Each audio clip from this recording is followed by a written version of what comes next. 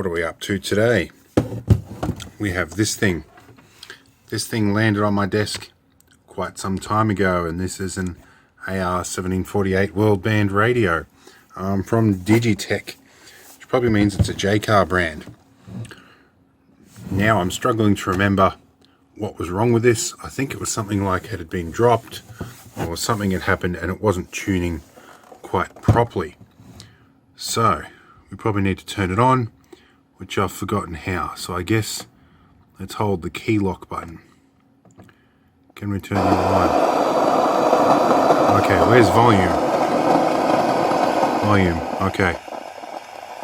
Now, see what we get. I think 100.1 is a local station. I don't know, we'll find one. I think 96.7 is a station here. I think. Let's have a look. 96.7, we should get something. Alright, let's put up an antenna and see if we get something off it. In front of my monitors, I doubt we'll get anything. Oh, we've got a bit of something here. It should be 96.7 there, but yeah, okay, so I think he's right, the tuning is off. Something's certainly not right there. So we're detecting a signal that fades off. So we're about probably 0.1 megahertz off. Or 0.05 megahertz off maybe. Somewhere around then. It is detecting that there's a stereo signal there. So yeah, tuning is definitely off. Alright, we've got AM gain, which is not going to be part of that, bass and treble, all of the rest. I've got mono, stereo. Let's see how mono tunes in. No, I'm not getting mono. It's in the FM range. Medium wave. Okay. It's hard to get a clear picture, although medium wave is pretty sensitive to that. Okay, alright, so I think we probably do need to open this and have a look at what the internals are doing. Something's not right in here. So let's put our antenna down and we'll see what we can do about it. Alright, I've got this flipped over on the back and we're looking at, we have a couple of FME connectors in here labelled for medium wave external antenna and AM IF out. It has an output, and we've got an FM shortwave external antenna, and then we've got ground connection and a medium wave long wire antenna, and a battery bay full of D cells. It's probably what you'd expect for a radio you want to use for long periods of time, and they are in nice and firm. Let's take these guys out, although these are the cheapest of the cheap D cells. I know exactly where these will have come from. Alright. Now it does take 6 D cells or 9 volts DC at half amp. Half amp seems a lot, but alright. Let's start undoing the screws till we get this thing open. Wow, deep screw bays. Or screw standoffs. There is a technical term for them, and I've seen it in SolidWorks and Autodesk Inventor, but I can't remember it off the top of my head. I think it's called a boss or something. Specific name for the formation you use for joining clamshell sections. And this screwdriver is not magnetic enough to pull them out of such a deep hole.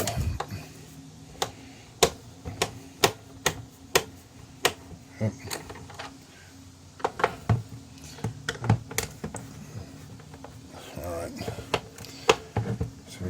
Open. Now we do need a magnet of some sort, hopefully to pick these guys up. Wow, that's a long screw. Alright, now these ones are going to be a little trickier. There's one. Now there's another one. There's another one. And one more to go.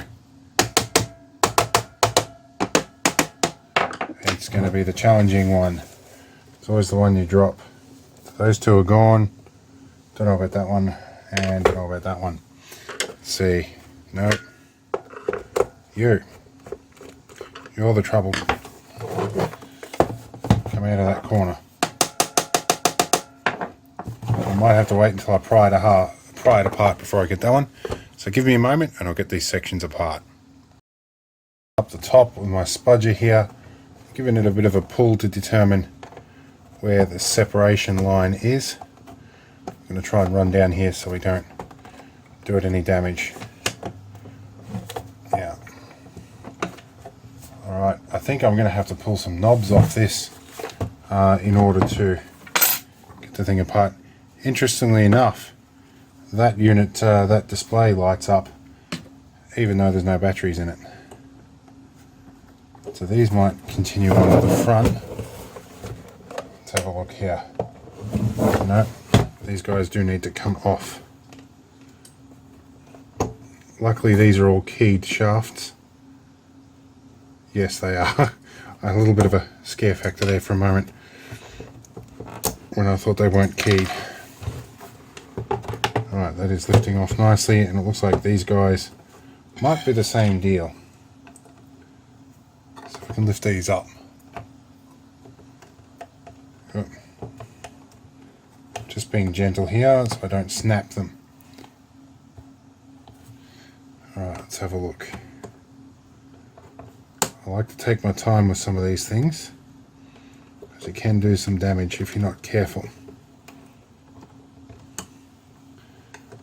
These are, hopefully, they don't feel like they want to come off. So I'm not going to push too hard with them yet. But they have to have gone in somehow.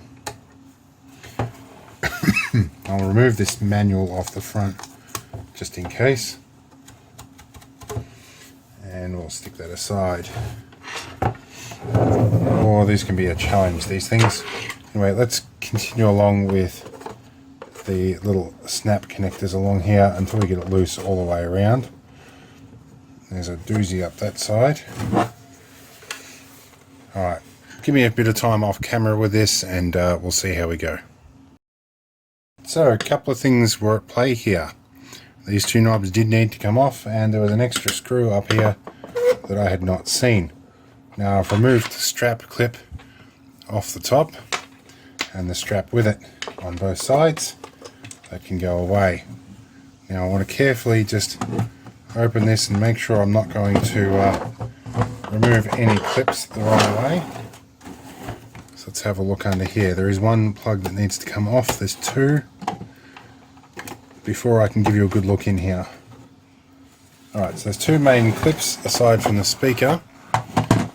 So we've got this guy here, goes into that slot, and this guy here goes into that slot.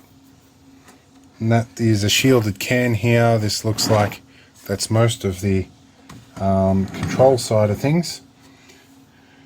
This looks like a pretty old school. This has got to be the shortwave side of things. Or, no, there is an IC in there. This is our output stage.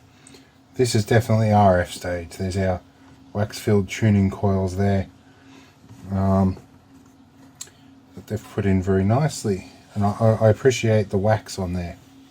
And yes, these are our frequency selection switches. That's interesting. They've just used a sliding switch. I made a rotary mechanism to push the sliding switch along. Really? You could have just put rotary switches in, that would have been cheaper. Alright, I think they're using a board that's been manufactured somewhere else and have just sort of retrofitted it into this case. There's our power supply in there. Okay, so I wonder what could have happened if this has got dropped and its tuning has moved around a bit. So I'm noticing some waxed cables here, which tells me there's probably a ferrite antenna behind that somewhere. And this is hooked up to a black, and there's 4 test fields here, like they've designed to do several frequency tests. Looks like there should be a shielded can over this side of things, but there isn't. And this is an antenna board, so it looks like the antennas are hiding behind this board, which means we're probably going to have to lift that to do the job. The speaker is not able to be disconnected, which is a little uncomfortable, but we can work around that. In order to lift this board, I'm going to need to pull a plug, which looks like this one right here. And then it looks like 4 screws, and there is again a non-detachable lead attached to that. But that shouldn't be a huge issue. Now there is 1, 2, 3, 4 screws, and hopefully nothing under that one. This module appears to be attached to the board. So we should, if we're lucky, that switch module should come away with the board. And we will stick some screws over here. Alright. Radio repairs can get pretty in depth. And typically with these kinds of radios, there's not a lot to repair. It's mostly solid state. But what we have sounds like it's just a tuning issue. And because it's a phased locked loop tuner, I think is what you call it, it's doing it digitally. So really the only thing that could mess that up is some sort of an alignment issue. I suspect there might be a screw underneath that wax. I don't want to go digging around. It seems very solidly attached still. That would be probably because those 2 F-type connectors on the back have nuts on them. So give me a little while, I'll get those nuts off. Right, so there was a screw down here also holding things in, and we got the nuts off those 2 F-type connectors. We're going to lift this board very gently because it's attached all over the place here. So as expected, there is a ferrite core antenna in here that appears to be fairly well waxed in place. Yeah, oh, that is a shadow. I thought there was a crack in the ferrite rod for a minute, but it's just a shadow from one of those cables. So I don't think I really need to do too much with this. I don't think the rod is loose or cracked, and these tuning coils are not moving around all that much. The related cables are a little bit, but I don't think that's going to cause it any great grief. We want to have a look underneath it though. It's a bit difficult to pull this up with all these cables everywhere, but there isn't really a lot going on underneath there either. So that's all pretty good. I don't think I need to mess with much in there. So we're going to put this back over gently and drop these back in the hole and make sure we're not pinching any of those cables. And these little plastic thingies need to go back in the right position for those switches. That one and that one to drop in there. Okay, it's all pretty right. They're all in the right spot. That's okay. Somebody set the smoke alarm off. I'll be back. Right, sounds like it was just dinner smoke. I jinxed myself talking about smoke alarms in the last video when I went looking for a 9-volt battery. We have 10-year life permanently installed smoke alarm batteries. Now, in terms of tuning, I'm not seeing anything really wrong with this. There's a calibration adjustment under here. That might be about all we can do. There's a trim, and I don't know if that's it. It's like the only adjustment we have. And I don't think there's really anything else I can adjust on the other side of the board. And that trim pot is actually really well hidden under there. I don't think there's a lot that I can do. There might be some sort of software adjustment. I could check under this board, but this looks mostly like power supply and filtering. Doesn't look like that's going to affect its function really tuning wise all that much. Yep, so there's line in earphones and line out there. None of these caps look real bulgy, and they're all like 16 volt caps, and you're running at 9 volts. These are 50 volts. I don't think they're going to be gone. Well, there is, of course, these two adjustments here, which these are definitely tuning, but nothing's really shifted since he dropped it. So I guess I can put the screws in again and play with it and see what we can do. At least these guys should be relatively easy to get to. Alright, let's put some screws back in. Alright, this might be a little hard to see, but I'll see if I can fish it out for you. I spotted what looks like a little piece of brown circuit board floating loose in here. Here we go. I got it out with blue tack. This it's either brown circuit board or it's a little piece of insulating something. So I'm looking around at whatever is that colour. I don't see much. It could be a bit of wax. Let's heat this up. It could be some of the wax that's chipped off the board. Let's have a look here. Well, it's very waxy, but it's definitely paper in there. So it's a piece of wax paper. Yeah, I can smell that. It's definitely paper. It's not fiberglass board.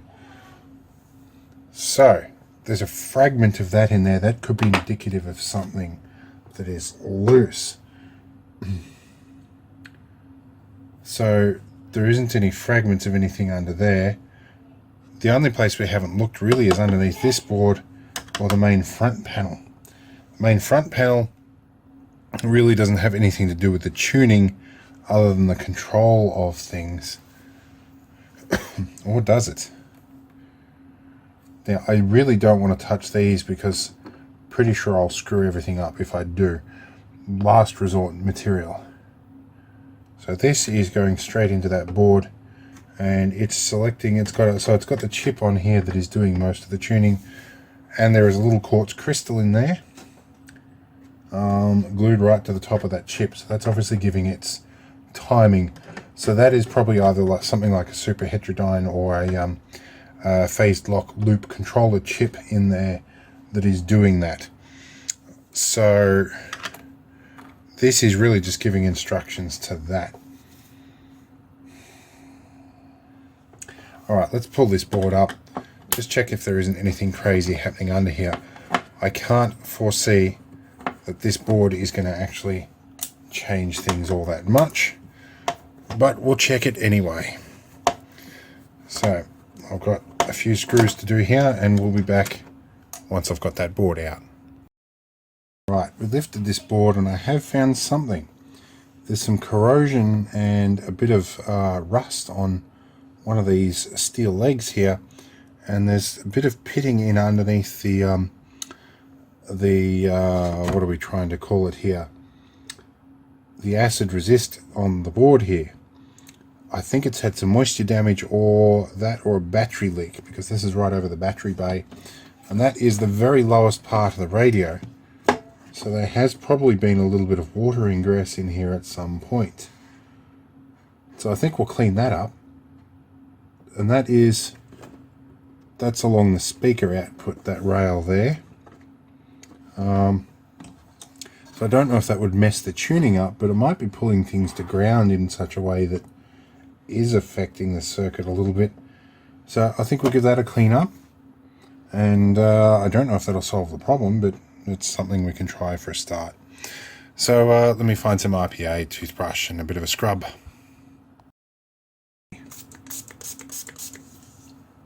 There's a bit of a scrub on these problem bits. So there is a little bit of corrosion across tracks in here as well. And it's not across the power supply track, it's across one of the control tracks as well. So that's cleaning up nicely there. This board has a little bit of a flex in it too. There's some bits here that look like leftover flux. We can clean all that off up here. Let's have a look. So I don't know if there's a whole lot wrong with this really.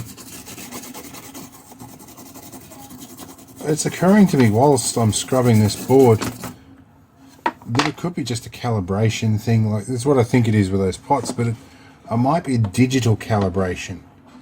It might be that there's some sort of programmed offset that you can set up in the unit. There has to be, like, they've got to get it right somehow when they figure it out, so I don't know. I'm going to do some thinking quietly while I reassemble this thing. Right, we've got it assembled, and I'm actually getting a signal right on the frequency I should expect to get one now. Now, there are a bunch of antenna settings around here that I've played with, but they don't seem to make a lot of difference to them. Now, we've still got a bit of a distorted audio stage in it, but I'll show you the thing I found. In the battery bay here, it's easy when you know it's there, but it's not so easy to see when you don't know it's there. Underneath the battery bay, there's this little switch. This little switch here, and it says 9K that side and 10K that side. I'm thinking that might be 9 kilohertz steps and 10 kilohertz steps. I don't know. But if I switch that to 9K, and then we try and listen to what we had before, let's see what it sounds like. Alright, so we're a little bit off, but it does seem better than when I got to it to start with. So I'm going to flick that switch back to the 10K setting, and I'm going to check the manual to find out what it is. I haven't been able to find a circuit diagram for this, but you know, it's interesting. I'll keep working at it, I'll find something. Now, I'm thinking battery voltage might be a thing, and there is a DC input here, but it's centered negative. The smelly Arabs. Not that I have a problem with Arabs, but there are some smelly ones out there. But it's a term I use to refer to cheeky stuff done here. Fortunately, I have a solution for that, which I have to grab. Let's shut this up for a minute. So I have a 5.5/2.1mm plug here, which should fit that. Now, this I've set it up so for positive center and negative outer, but I can do the thing that seems wrong here and unplug off this board behind us, and I can plug this in backwards, so that would then make it center negative. I hope I don't blow something up here, but I want to see if we can get this to run off a different DC supply, see if that stabilizes it at all.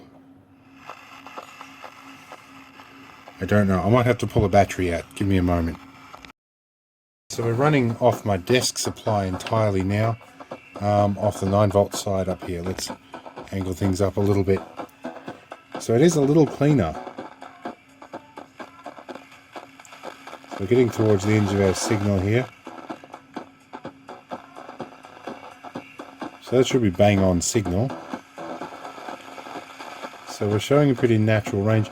I think it could be just the audio side of things that's buggered up. I'm getting good clean audio, and this did improve when I cleaned the audio board. So maybe it's just the audio side of it, and it's not actually the tuning side. So it's not too bad. Let's turn the treble. Let's actually do this a bit. Yeah, so when I turn the bass up, it distorts. I'll turn the bass all the way down, it's not too bad. RF gain's not making much difference. I think it's just the audio circuit. We've probably just got a crook capacitor in there somewhere. And we're feeding it 9.08 volts. Dead on 9 volts, everything should be stable. So yeah, plus we're inside, we might not be getting that clean a signal. Wait a minute, I have something for this. This little critter showed up. This is an FM transmitter. If this doesn't get it a strong signal, I don't know what will. Let's feed some audio through that, because I know that's crystal clear. Alright, so I've got some royalty-free music happening on the main speakers here, and I've got my transmitter over here at 87.5. So let's just pause this music for a minute. Over here. Now, let's look at this. We've got Let's go. So we can go back to 87.5. Beautiful, clear, stable signal. Transmitter's happening fine. Let's play our music. And then we'll hit our bypass switch over here, which will switch audio through the transmitter. Now, if I turn the gain down a little bit, let's turn this up. Turn our bass up a bit. Okay. So I've got fairly low gain happening here. And the volume's right up. Let's adjust our gain a little bit more. So let's give us a good bit of gain in here. That should be a beautiful, clean track. And I can hear the elements of it. Normally if I've got a distorted signal, the high frequency is the first to go. I think it's just the audio stage. The radio itself I think is fine. You can hear that. Those high frequencies are punching through there. So it's just once I introduce the bass. Well, that's not too bad. Yeah, that sounds like audio amplifier. So that's not too bad. Let's turn high frequency down. Yeah, I think the audio side's just done, so I'm going to have to open this up again. Alright, so we have everything in pieces, and I've come up with a couple of ideas. Now, this little chip here, this one is a CD8227GP. It's a general purpose amplifier chip. Now, well, that's why my thing was, screwdriver was flying out of my hand. There's a big magnet under it. Now, I was concerned that something to do with the amplifier was causing a problem. You may recall I thought something was up with the ground. Now, there's this waxy coating all over this board, but I've covered it in isopropyl alcohol and given it a good scrub. And this waxy stuff is just sort of shifting around a bit. I don't think that's a problem. There was a bit of an issue here. I can't see anything wrong. I've tested all the inputs and outputs with a multimeter of that chip, and I think that's fine. But power supply input here, I noticed this. This little wire here, swinging around doing nothing. And I think I know that. I think it might be the problem. Because that is the ground terminal. So I think it's pulling ground through something else. Now the external inputs that go in here, that is actually hooked up to something. So that's our black wire on that pair. So it goes in the center of this one. And there's only 2 pins there. So what's going on here? That might actually have just been cut off in here. Further investigation is required. One moment. Alright, I think my initial thought of voltage starvation might have been correct. So this big ground trace here is connected to that wire down there. And that is connected to the DC ground. So battery ground goes straight in there. And the positive is going down through these 2 diodes. If that ground was connected, those diodes wouldn't be in circuit. Now, that's probably handy if you're going to put batteries in backwards, which is a bit hard with this controller. But that would probably mean that you're going to get at least a 1/2 volt drop across everything if that wire is off. So I'm going to reattach that wire into the center there. Now that does correlate to ground connection on this socket and also the ground on here. So I think we'll get this iron hot, connect it up and see what happens. I've got it loosely reassembled. Now, first thing I noticed, it's picking up on 50 Hertz hum. That's to be expected where it is. Now, also, the key lights light up. They weren't working before. So that's a nice change. Now I've got it tuned in to 87.5, same as the transmitter in my pile of junk over here. Let's start some music. Okay. There's a bit of distortion on the speakers, but it's a whole lot clearer than it was. Let's turn our bass down a little bit. It's still a lot clearer. Now, I think what we're hearing, the distortion in that now, is just 50 Hertz interference. and probably a little bit of mucking around from here as well. But that's a whole lot clearer. I thought it was a grounding problem, and I can actually feel the bass through the bench now. I couldn't before. So that's working well. So let's get this properly assembled, and we'll take it outside and see if I can actually tune into a radio station now. Okay, I've got it back together. Now I discovered along the top here, the tension of these screws made a difference to the sound quality.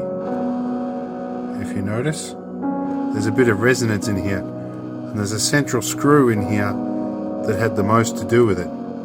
So I think I can clean this up just a tiny bit more. Alright, I think I've got it pretty clean here.